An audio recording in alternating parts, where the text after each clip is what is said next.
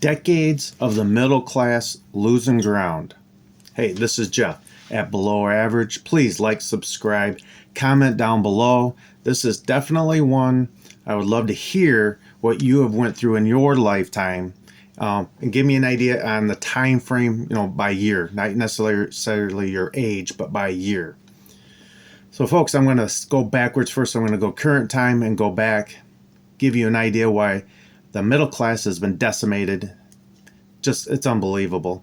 But here, this is some statistics that I have gathered up for you just to give you an idea. In 2024, the middle class, they give a big range. The middle class, they say, when I looked it on up, 52 to as high as $155,000 a year. Huge, 103,000 gap between the lower part of the middle class, or the lower part of the middle class, and the upper part. Absolutely crazy. But where were we at years or decades prior? So here, let's get into that. In 2015, that gap between the high and the low was only 90,000. You go back to 2005, that's another 10 years back, the gap was only 61,000. Getting closer, isn't it? You go back into the mid 90s, I'm going to say 95 range, the gap was 45,000. Once again, closer. The mid 80s, 31,000. Now it's getting pretty tight. That's the difference between the high and the low. So in 2024, it's $103,000 difference, but in the mid 80s, 31,000. Now the interesting thing is when I go back to looking at the 70s or 60s, all they say is middle class. They'll throw a number out there, but I can't find anything with any major ranges. And either one of two things, which is that it's so tight and so close. That's just how it is. So when you start thinking about how this all came about.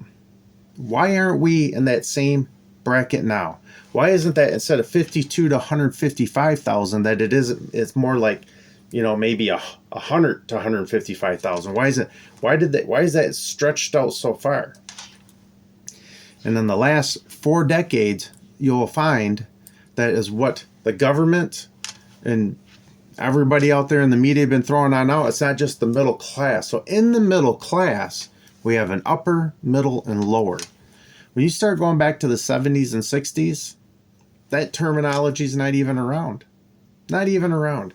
So what they're trying to do is they broaden the range of what they call middle class. So more people don't feel like they've fallen into the low income. And that market that group has not increased drastically. So they're trying to make it like if they just throw out, say, middle class, you're in the middle class. It's almost like if they say it long enough, you're going to think to yourself, I'm in the middle class, no matter what, without realizing the gap is so huge, just huge. It's unbelievable. So the next thing I wanted to look at is I found something on Pew Research Center. You can go there and look up middle class calculator. So you in your area, your state, your part of your state, it actually breaks it all down. Just click on your state, click on the area you live in, your income, how many in the household, and it'll give you an idea on exactly what category you're at in the middle class. Are you in the low, or you're in the low, or low, middle, or high? They don't break down in the middle class. They just show you where you're at. But in my area in Michigan, and I'm on the west side, not the expensive east side as much, the gap is still $80,000. $80,000 in my area. It's just crazy. If you're on the low end in my area now, you can't even get approved for a home. But almost 30 years ago, my wife and I were on the low end still then, because my wife pretty much didn't work, stayed at home, raised the kids, that we were able to still buy a house. You can't even do that now. I don't even know how you pay for rent if you're on that low end. You're teetering from the low middle class to falling into the lower area. I don't know. I'm not even sure how you pay for rent, let alone ever buy a house. Unbelievable. So let's look back. I'm going to keep going back into things that I know for a fact because I physically have been through it. I have physically worked with people that I've heard their stories through decades on the things that they were happening just in my neck of the area, just in my side of Michigan. So if we go back, I know for sure I was still in school in the 80s until the late 80s when I graduated. But I know for a fact in the 70s it even started, and maybe a little in the 60s, but 70s for sure, where the spouse started going to work, outside the house. And I'm assuming in the 70s still when it happened, it was probably after the kids got all into school. It was after maybe they graduated. But when the 80s hit, and this is what I can remember more, is that it became a norm for the spouse to have to be working, to definitely be working for the money. I don't think it was necessarily back then as much as just to pay the bills. It was extra money, get ahead, had newer cars, bigger homes. This is where this kind of craze started coming into. Stupid credit cards started coming into play probably a whole lot back in the 80s. So this has already started the momentum of one individual, if it was what they're going to try to raise their household on, was one income, that it started taking when the two incomes started taking, and they started flooding into what I call like the manufacturing base of our country, which is what's been eroded away. So what happened is you started having more workers out there, so they didn't have to raise the wages. This was the start of the slow progression of no wage increases based on inflation at all. It's actually probably been more negative over the years. It has to be. It is. It's guaranteed it is. So that was the start. And I say the big one, the nail in the coffin, the one that just stabbed the middle class right in the heart, was in the early 90s with NAFTA. NAFTA was the biggest screw job to the American-based manufacturing in this country. This decimated the entire middle class, especially anything definitely by then was considered maybe more middle to lower. You could have worked into a factory. If you had a decent job, you had a good chance of still making some decent money back then. But once they gutted that out, and now all these people lost their jobs because these companies just started jumping ship and going over to outside the country. This is when the big one started. It was done by our government and by both parties, screwed every single person in the middle class. It's still happening. You still feel like you're screwed. It's almost going to feel like it's unbearable amount of, you're talking about rolling a rock uphill. Yeah, exactly. So we'll keep going on. So like I said, NAFTA in the 90s. Now, I know for a fact I was already starting to work, obviously, in the early 90s. I'd never seen any of the jobs that I knew of at the time that were really paying well out there. I never had any of that to begin with. So I didn't feel that part of it, but I definitely felt the no wage increases over my lifetime. And to give you some minor examples, by the mid 2000s, where I started working with some people that already started being affected by NAFTA, that it took that long, it took a while, took a few years, that these people were making back in the day about $20 an hour with some bonuses. Can you imagine being in the 90s making that? I worked with people that were like that went all the way down to $10 an hour. $10 an hour, crazy. And why this scenario happened through this entire time frame, the next layer of crap that got put on there was everybody saying, got to have an education, got to go back to school.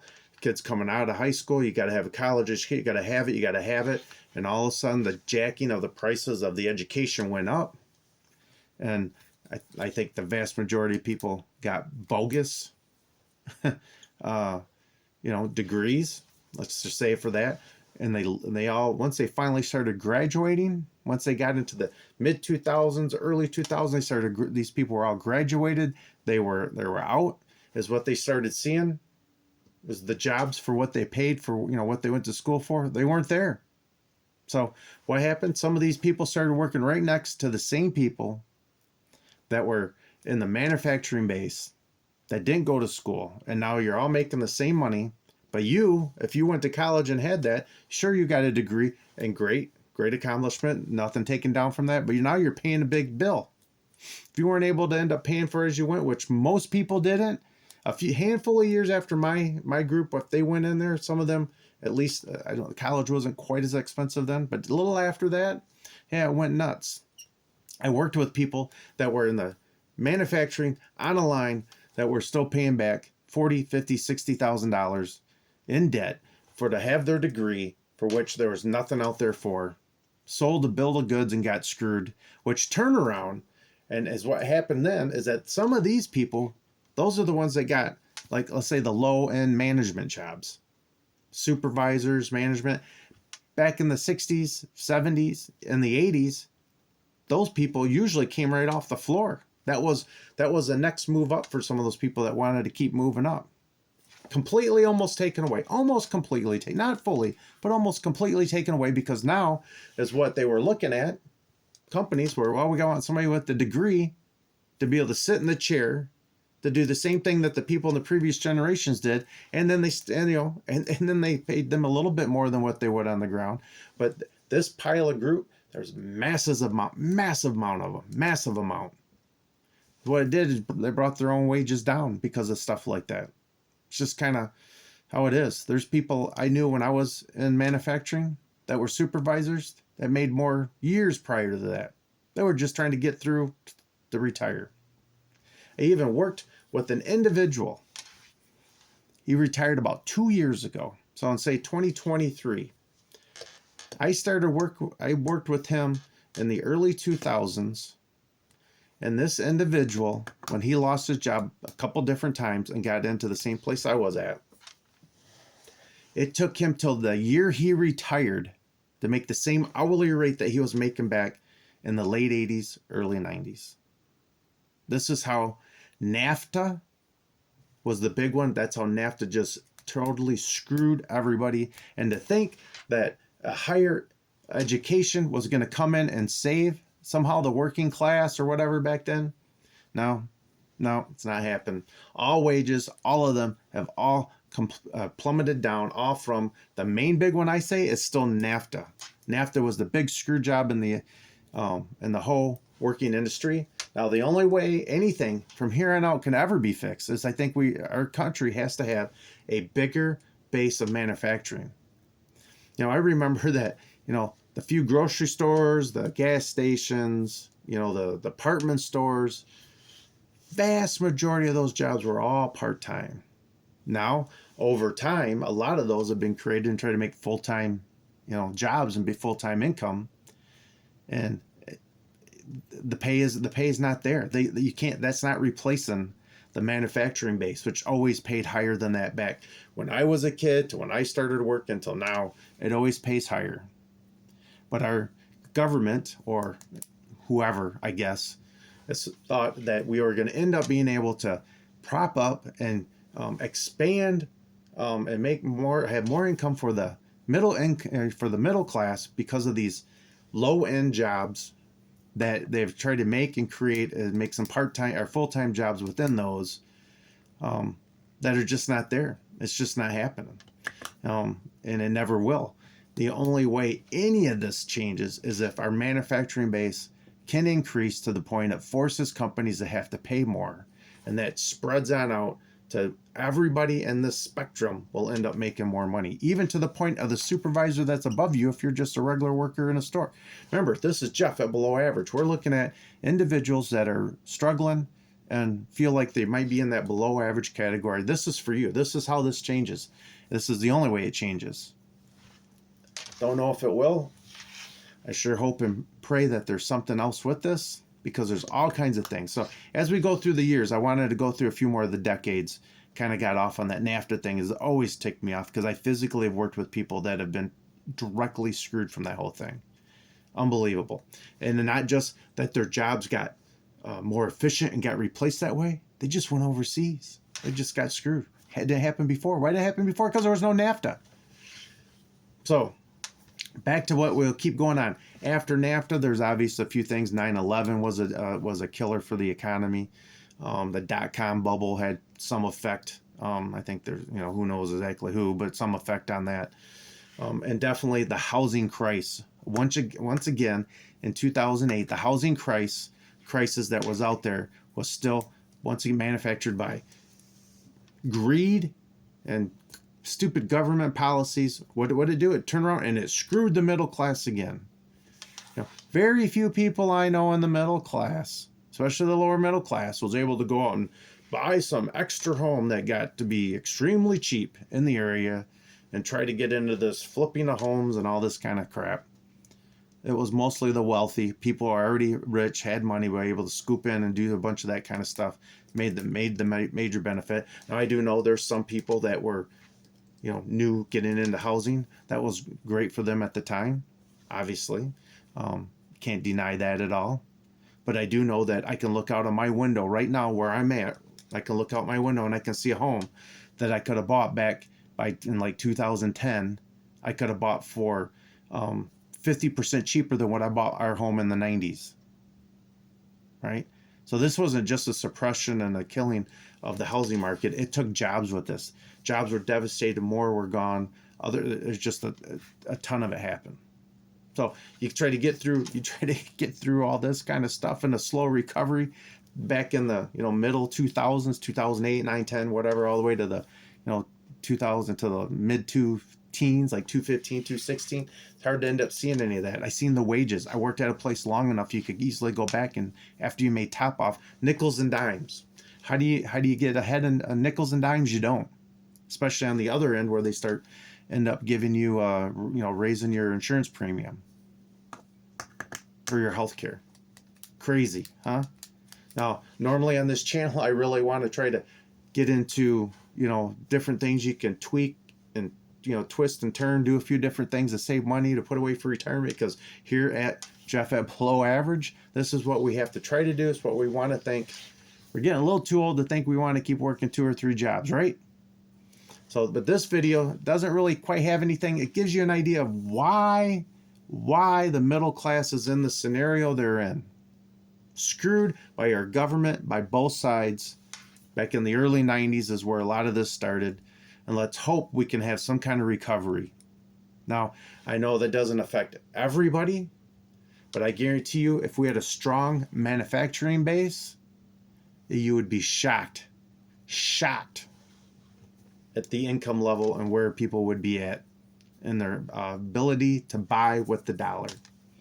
So, hey, folks, please, if you can like, subscribe, comment down below. This is a big one. This is one where people can get an idea of my generation and even before me, these people that were making some of that great money, which was normal back then, relatively normal, and how they lost it, and it took decades for them to get back to where they were at. How many of them people lost everything? How many of them lost something? Luckily, the guy I knew never made a move from the original house he was in. So that's what saved him from not losing everything. I know people who lost a lot of stuff. Homes. Besides their jobs, their homes and their families. Everything. So, folks, I know this is one that usually I don't like to do because I'm always trying to find ways and solutions. So this is why people, though, here, that if you feel like you're in this situation, you would feel like, why am I having to try to cut this, tweak that, do this, to try to pay bills, to have a little bit more, I have to work a second job, maybe even a third job. My spouse, we both work all the time, all this kind of stuff. This is part of the reason why. Keep it up. You're going to end up having to keep doing this. Doesn't look like anything's changing in this frontier real quick. So we got to bear through it, and hopefully we get some smarter people that are doing some things that are going to be a little bit better for the manufacturing base in this country, and you can see some things drastically take off. So, hey, thanks. Once again, please like, subscribe, comment down below. Sorry I ranted on. But this is one I could talk about for hours just with the scenarios I've seen, what people went through. So, hope you have a great day. Finish off your weekend. And remember, tomorrow you're going back to work for the man. Just letting you know. Thank you. Bye.